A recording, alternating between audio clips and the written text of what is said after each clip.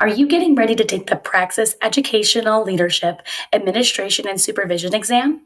That is test code 5412. If that's what you're looking for, then you're in the right place. My name is Bettina, a 5-year high school English teacher and test prep expert at study.com. Today, we are going to walk you through the subtopic of strategic leadership. Let's get started. Problem 1 states, which of the following is the best way for a school leader to evaluate the appropriateness of the school's current mission and vision? What is the main topic of this problem?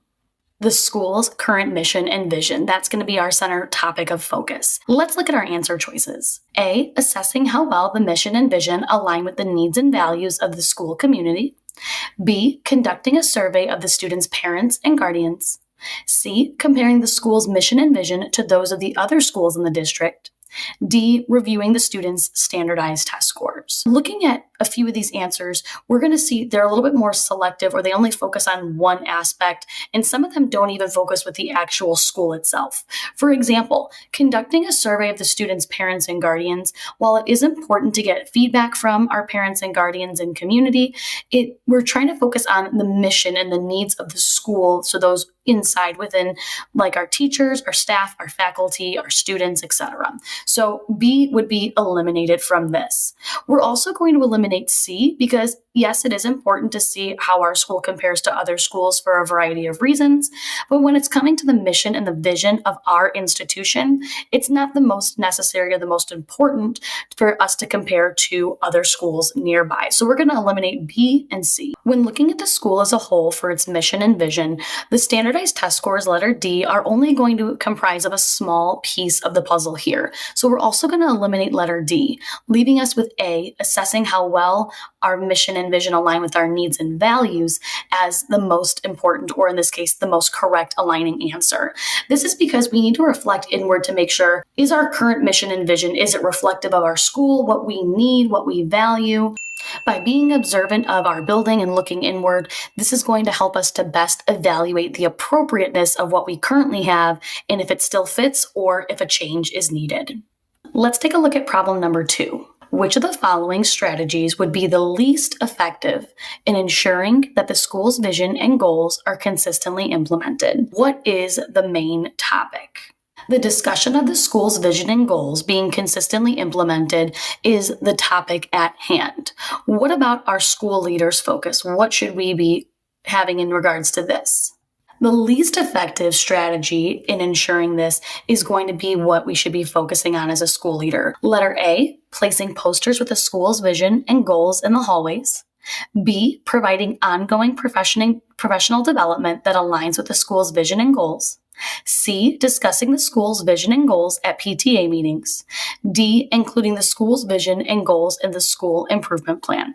Now again, we're looking for the least effective. We see in these verbs, we have placing, providing, discussing, and including. Well, the one that seems the most active is going to be letter C, physically discussing that school's vision as well as goals at these PTA meetings. There's an active conversation, there's a sense of transparency, collaboration, communication. So letter C is not going to be the least effective. Aside from being in an active conversation, letters B and D are very similar, as even though it's not being currently discussed within a specific meeting or a setting, there is a specific step being taken. In other words, we have plans to work on this said vision and or goals with professional development like in letter B, as well as in the school improvement plan that's being referenced, being worked on, and being talked about.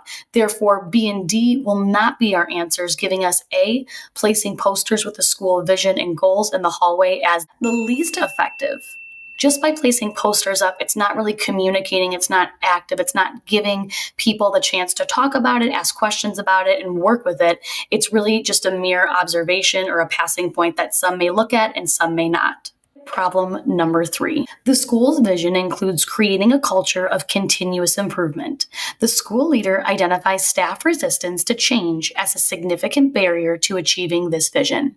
Which of the following strategies would be the most effective in addressing this barrier? What is going to be the main topic of this question? It is the staff resistance toward change, and it's acting as that significant barrier. We're trying to accomplish a vision where we're having some improvement, especially a culture of continuous improvement. So this barrier of that staff resistance is our topic. Let's look at our options. Letter A, providing opportunities for staff to voice their concerns and input in decision-making processes. B, reassigning resistant staff members to different roles or tasks in the process. C, increasing the frequency of performance evaluations to underscore the importance of improvement. And D, implementing mandatory professional development sessions focused on continuous improvement. Now, again, we have this resistance from staff members. For change specifically. Keyword is that change. So automatically we're going to rule out letter B, where we would be reassigning them to a new role. That is that change.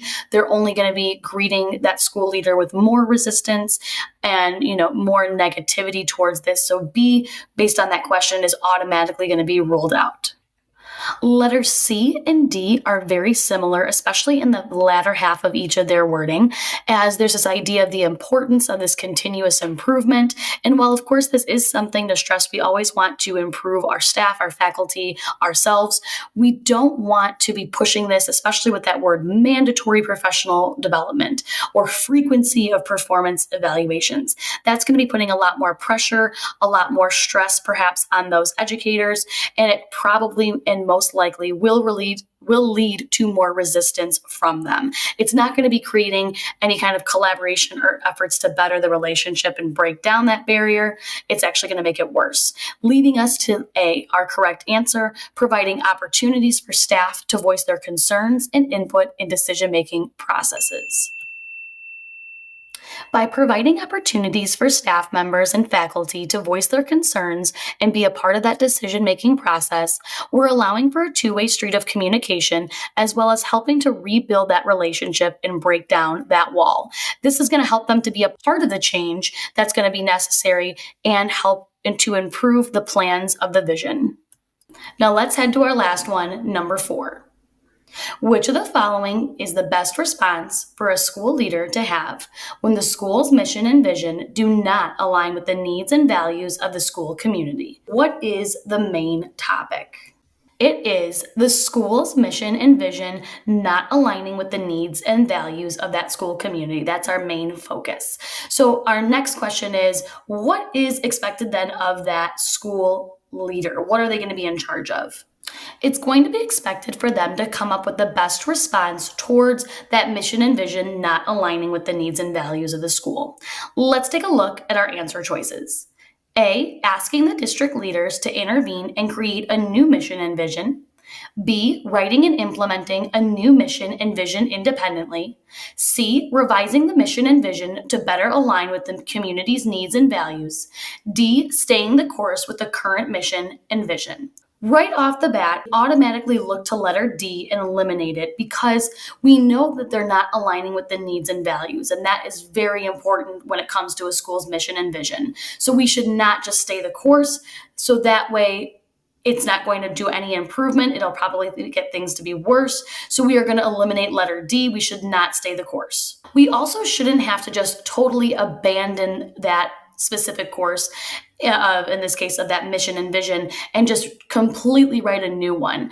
We need to take time to see, maybe can we fix some things? What can we do? Who can we work with, etc., to better this in alignment with our needs and values. So we're also going to get rid of letter B because we shouldn't just abandon our mission and vision and come up with a new one. Just as we ourselves don't want to rush and independently come up with a brand new mission and vision, for letter A, we also don't want to have to ask the district leaders to intervene since, one, they're not a physical part of our school on a day-to-day basis, and two, we don't really need a brand new mission and vision. What we need to do is go back, look back and reflect and revise the mission and vision to better align with the community's needs and values. So letter C is our answer. Thanks for choosing study.com to help you best prepare for your upcoming exam. Please be sure to like and subscribe, as well as to check out our full membership where you'll receive tons of content, study materials, and tools to help you succeed. All right, good luck.